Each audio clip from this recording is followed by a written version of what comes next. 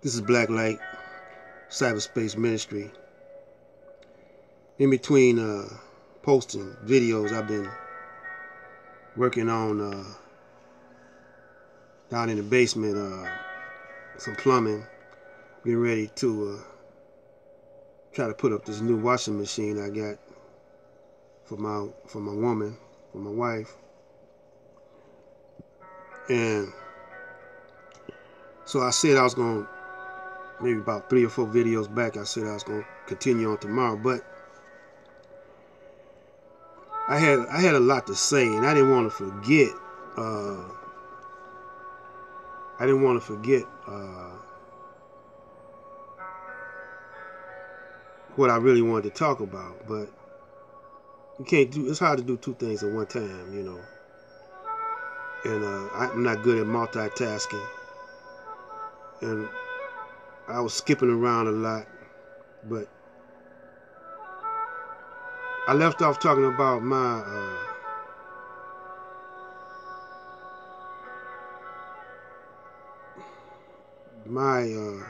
music uh, adventure. You know, I was talking about this guy named Al Perkins, who's now deceased. He was shot in the head in his office. So when they tell you about how the music business is gangster, treacherous, it really is. And one day I'm going to break down in detail on different stages of my adventure in the music game, you know. And but I was washing dishes with Al Perkins, and he heard some of my original material, and he was going to sign me up. Now this guy Al Perkins, he was promoting the Earth, Wind and Fire and the Funkadelics, but he went outside the white man's control, see, and they tried to. We made over $1 million with the Funkadelics concert and with the Earth, Wind and Fire concert. The white man, the producers, or I mean the promoters, you know, had Detroit locked down, and there weren't too many black promoters on that level at that time. That was back in the 70s, you know. So they was after him, and they thought he was out of town, but he was right there. He had a secret office, and I was in the office with him, and he heard I wrote a song called "Winter with My Love." Me and a guy named David Cozy, and so he liked the song. I still got it today. One day I'll play it, and so he liked it and he was gonna sign me up. So he told me to come back the next day, and I came back. I was getting ready to come back and got the shocking news that he was shot in the head. The murder never was solved, you know. So it could have been them Caucasian promoters, you know, getting him out the way. But the gangsters run the music business. The Jewish gangsters and the Italian gangsters. But more so the Jewish gangsters. And Barry Gordy, you know, when he started making some money, they moved in on him. He was working on an office. He had a big building, Motown. And they came in on him and relocated him to California. He left the building standing, a vacant building standing there for at least 10 to 15 years. And you know, now he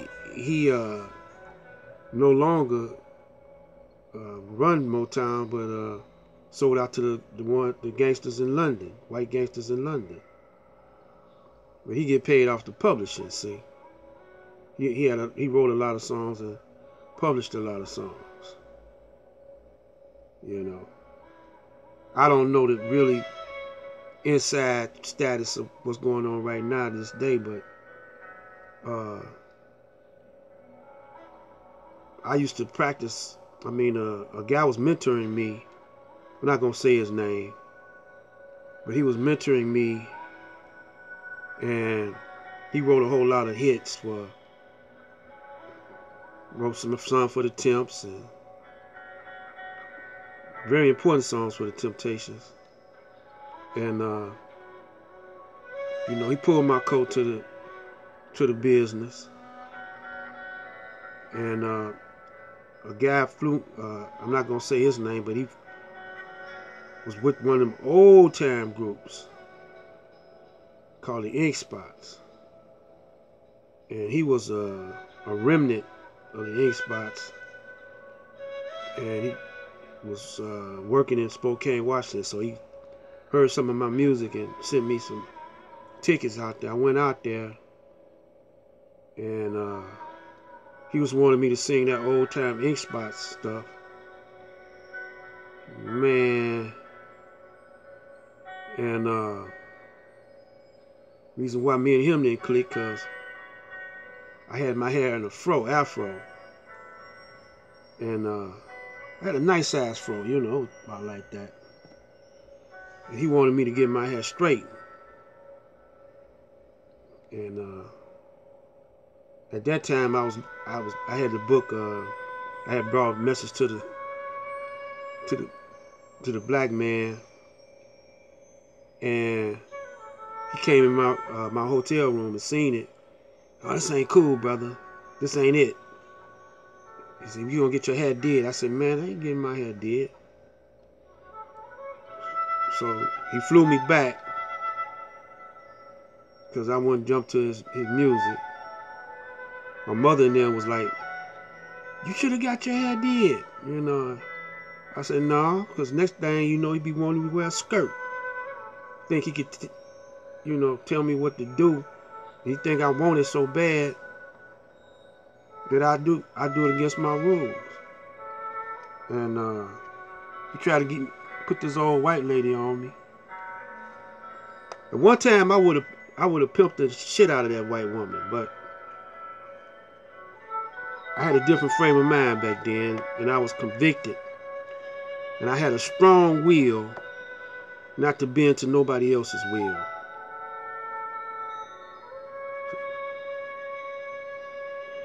Always somebody wanting to impose their will on you. You know, black or white, Puerto Rican, it don't matter. When they see you, they want to impose. It's an automatic thing. They want to impose their will on you.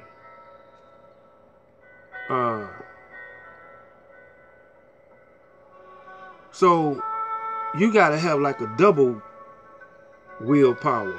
You gotta have the universe. You gotta have your willpower working in conjunction, simultaneously, with soul power, so you can have that God power. In other words, you gotta master yourself. No matter what people try to impose on you, you gotta master yourself. You gotta be in the world but not of the world. You know.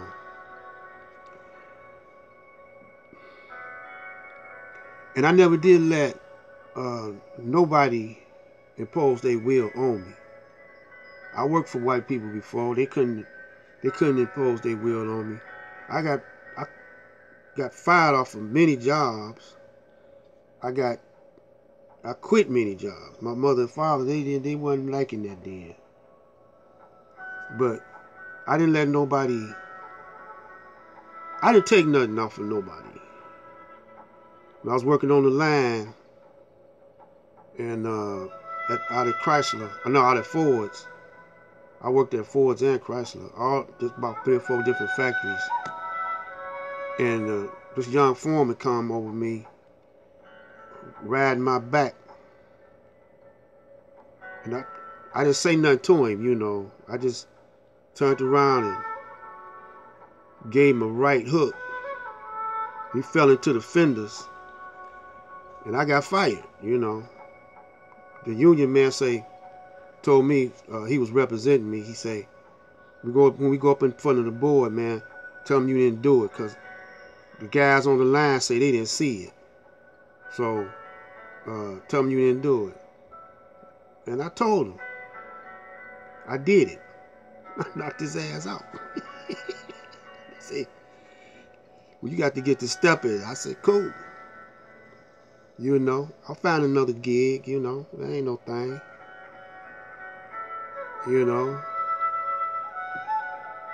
If where I go, I impose my will on the employer, you know, I have them, I learned to control my temper though, see, and learn to use more finesse, because I know how the average Caucasian think, and I know how to finesse them, you know.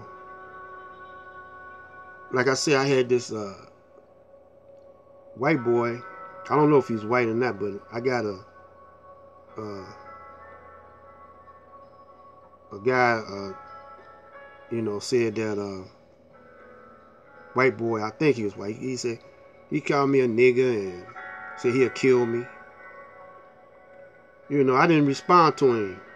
You know, I didn't blow all up.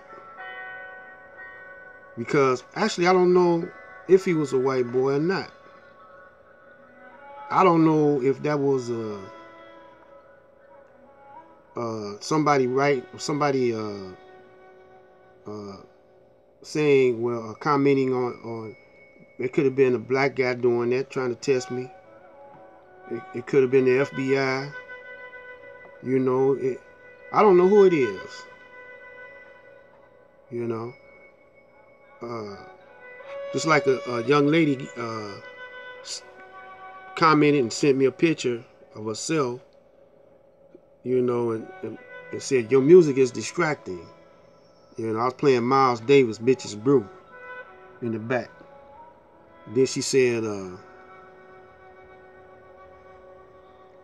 well, I don't want to run out of time like I did on the other one. So let me make this the next one the last one. And I, you know, give you a rundown on what this young lady was commenting on. This is Black Light Out.